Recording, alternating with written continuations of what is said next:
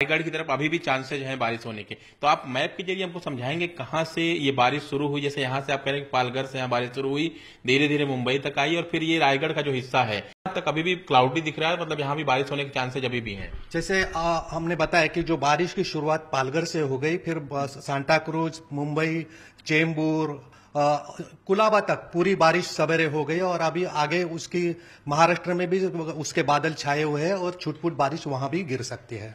Sir, इस बारिश के होने की असली वजह क्या है? क्योंकि जिस तरह की बारिश हो रही थी वो ऐसा फील लोगों को हो रहा था कि ये जो मानसून वाली बारिश मुंबई में होती है जून जुलाई वाली, वैसी हो रही थी।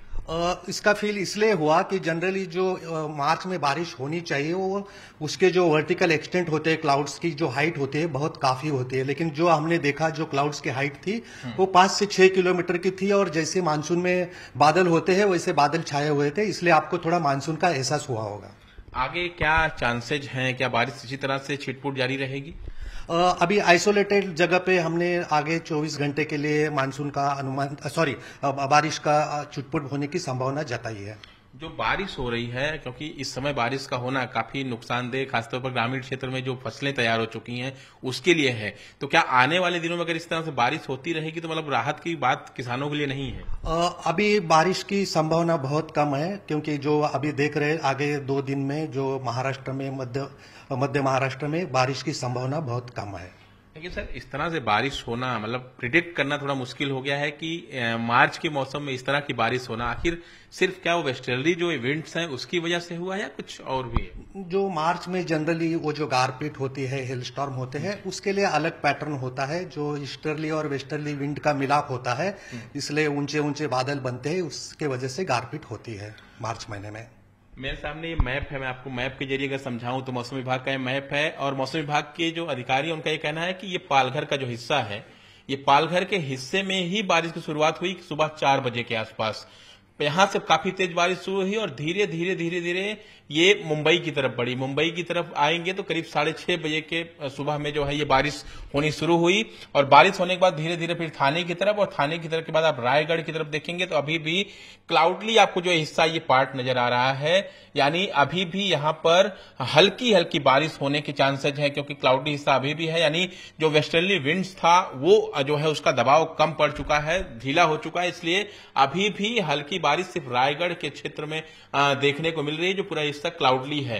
तो ये जो मौसम विभाग का ये कहना है कि वेस्टर्ली विंड्स जो थी उसके चलते अचानक से ये तेज बारिश हुई है और आने वाले दिनों में महाराष्ट्र के कुछ हिस्सों में और खासतौर पर जो ये रायगढ़ का क्षेत्र है जहां पे आपको क्लाउडली पूरा दिख रहा है, यहां पर आपको बारिश देखने को मिल सकती है। लेकिन सर, एक जानकारी और चाहेंगे कि जिस तरह से मौसम बना अचानक से और जिस तरह से बादल छाए रहे, पिछले कुछ दिनों में गर्मी भी काफी ज्यादा देखने को मिली है, तो जो टेम्परेचर डाउन हो रहा है उसका रीजन क्या है? वेस्टर्ली विंड्स है।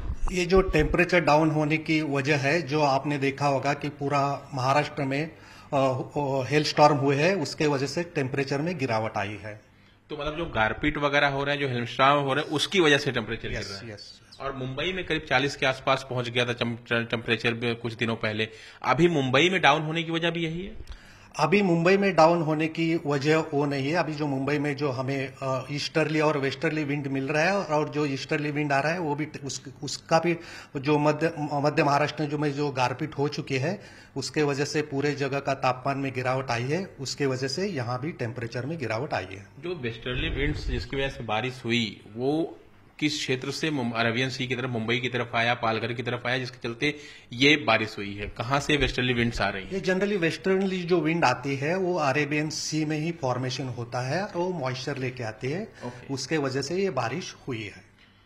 तो कुल मिला के अरेबियन सी में ही इसका निर्माण हुआ है और इसके चलते जो मॉइस्चर का क्षेत्र बना, उसी मॉइस्चर के चलते पालघर से लेकर मुंबई, थाने और उसके बाद फिर रायगढ़ के क्षेत्रों में, नवी मुंबई का क्षेत्र हो या फिर महाराष्ट्र के कुछ और जिले हों जहां पर बारिश काफी तेज देखने को मिली है पिछले 1-2 घंटों तक। यानी 4 बजे अगर पालघर में बारिश शुरू हुई तो वहां पर करीब 6 बजे के आसपास, 6 साढ़े 6 बजे के आसपास बारिश होती रही। उसके बाद फिर मुंबई की तरफ वो हिस्सा बढ़ा तो मुंबई में 6:30 बजे के आसपास सांता क्रूज से लेकर कोलाबा तक जो है बारिश होती रही। और वेस्टर्न सबब की बात करें तो वहां पर काफी ज्यादा बारिश हुई है।